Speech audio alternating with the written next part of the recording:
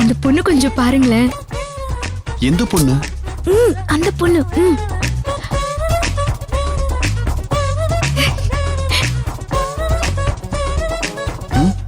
எந்த பொண்ணு? அங்க உட்கார்ந்திருக்கால அந்த பொண்ணு.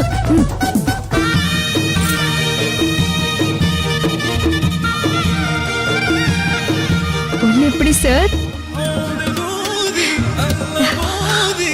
ஃப்ரிட்ஜில் வச்ச ஆப்பிள் மாதிரி சும்மா பளபளன்னு இருக்கா.